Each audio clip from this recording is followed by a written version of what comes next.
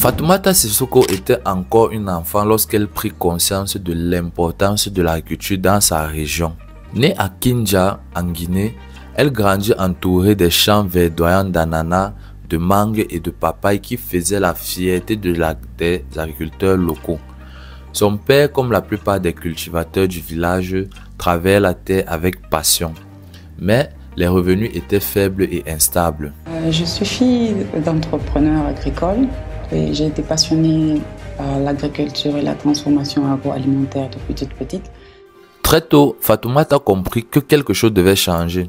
Les agriculteurs vendaient leurs fruits à bas prix aux intermédiaires qui les exportaient vers Conakry ou à l'étranger pour en tirer des marges considérables. Le village, pourtant riche en ressources naturelles, restait pauvre, alors qu'il produisait beaucoup.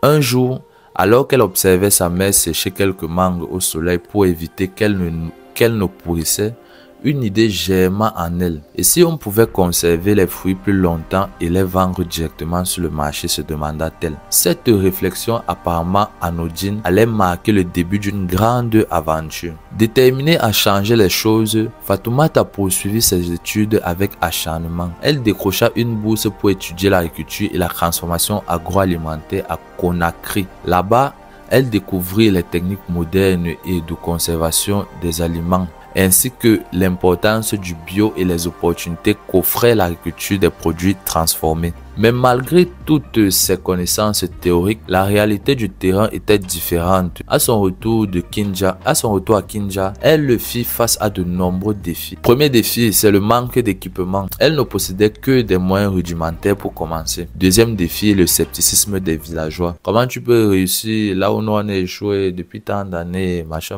les trucs comme ça là. On lui disait ça tout le temps. Troisième défi, c'était le financement. Aucune banque ne voulait lui prêter de l'argent pour un projet jugé trop risqué. Mais Fatoumata ne se laissa pas abattre. Avec seulement $260, je te laisse faire le calcul en francs CFA, elle lança son entreprise Fatou et Kadija spécialisée dans le séchage des fruits. Le premier défi fut d'installer une unité de séchage fonctionnelle. N'ayant pas les moyens d'acheter un séchoir industriel, Fatoumata opta pour une solution plus abordable et écologique, qui est un séchoir solaire artisanal. Avec l'aide de quelques artisanaux locaux, elle construisit une petite structure où les fruits pouvaient être séchés naturellement. Les premiers essais furent laborieux. Parfois, les fruits moisissaient avant d'être complètement séchés. D'autres fois, la qualité finale n'était pas au rendez-vous. Mais Fatoumata persévéra. Après plusieurs ajustements, elle trouva la bonne méthode et commença à produire des premiers lots d'ananas séchés. Au début, elle vendait ses produits localement dans les marchés de Kindia, mais les villageois habitués aux fruits frais ne comprenaient pas l'intérêt de payer pour des fruits séchés. Elle n'a pas encore trouvé son bon marché. Fatoumata eut alors une idée de génie. Elle se rendit à Conakry et approcha directement les stations-service et supermarchés où elle proposa ses produits en tant qu'alternative saine aux snacks industriels. Et c'est ainsi que les premières commandes importantes arrivèrent. Le succès ne tarda pas à suivre. Avec l'augmentation des ventes, Fatoumata investit ses premiers bénéfices dans l'amélioration de son unité de production. Elle acheta un séchoir électrique grâce à un financement du programme de productivité agricole en Afrique de l'Ouest, ou PPAAO, ce qui lui permit d'augmenter considérablement sa production. Le programme de productivité agricole en Afrique de l'Ouest contacte Fatou et Kadija Sarl. Il apporte un appui conséquent à l'unité de transformation en la dotant d'un séchoir électrique qui décuple les capacités de production. Alors, le PPAO est venu avec la technologie du séchoir électrique de plus grande capacité.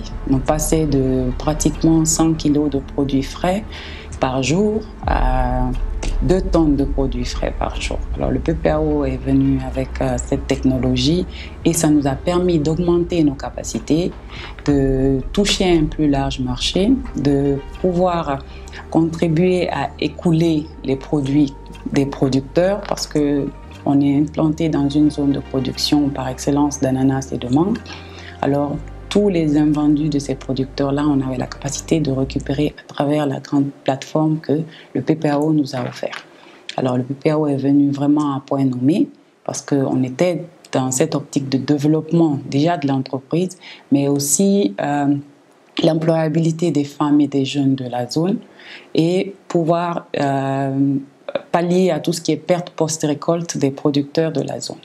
Désormais, elle pouvait produire 16 tonnes d'ananas séchés par an. Bref, c'était déjà presque gagné, quoi. Son entreprise grandissait, mais elle ne pouvait pas en rester là. Pour garantir une qualité constante et une production durable, elle décida de collaborer avec les agriculteurs locaux. Elle mit en place un réseau de producteurs qui s'engageaient à respecter des pratiques agricoles biologiques, sans pesticides ni engrais chimiques. En échange, Fatoumata leur garantissait un prix d'achat juste, bien supérieur à celui des intermédiaires classiques. Ce modèle permit à des centaines de femmes du village de trouver un emploi stable, soit dans la culture des fruits, soit dans leur transformation, donc c'était gagnant-gagnant. En plus de créer des emplois stables et durables dans la région, l'entreprise contribue dès lors à contrecarrer massivement les pertes post-récolte des agriculteurs.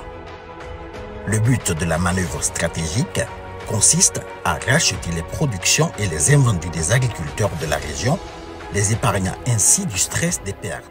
Avec la croissance de son entreprise, Fatoumata s'intéressa à l'exportation. Elle participa à des foires internationales où elle présenta ses produits. Rapidement, elle trouva des acheteurs au Sénégal, en Côte d'Ivoire et même en Europe.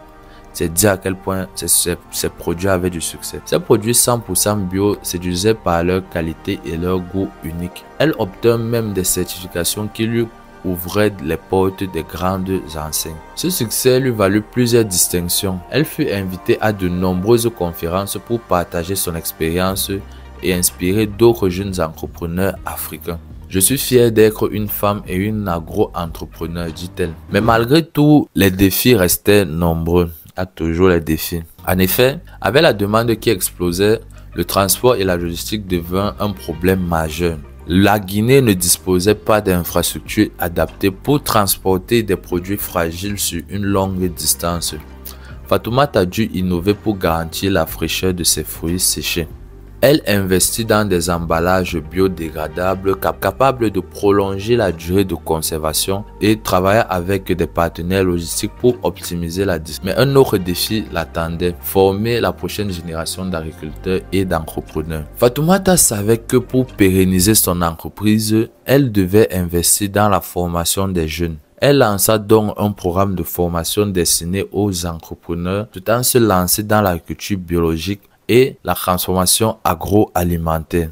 Grâce à ces efforts, plusieurs jeunes Guinéens suivirent son exemple et lancèrent leur propre entreprise. Aujourd'hui, Fatoumata Sissoko est bien plus qu'une entrepreneure à succès. Elle est devenue une véritable leader du développement durable en Afrique de l'Ouest. Son rêve ne s'arrête pas là. Elle souhaite ouvrir une école d'agriculture biologique en Guinée où les jeunes pourront apprendre des techniques modernes tout en respectant l'environnement.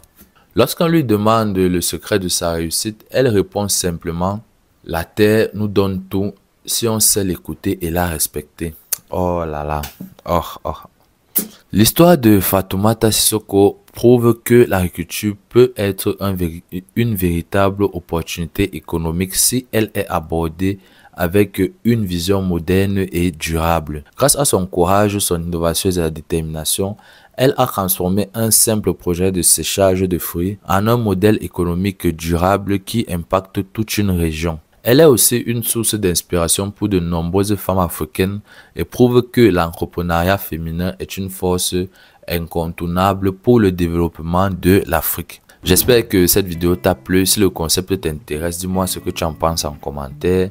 Like, abonne-toi, partage cette vidéo ainsi que cette chaîne. C'était Afana Darius de la chaîne AgriBA et je te dis à la prochaine. Envie de réussir dans l'agriculture? Découvrez notre formation pour débutants en 3 modules. Module 1, choisissez la culture idéale. Module 2, créez un business plan solide. Module 3, maîtrisez la récolte et la distribution. Et en bonus, nous vous offrons 10 fiches techniques sur les cultures les plus rentables en Afrique. Alors ça vous tente? Cliquez sur le lien maintenant pour commencer votre aventure agricole.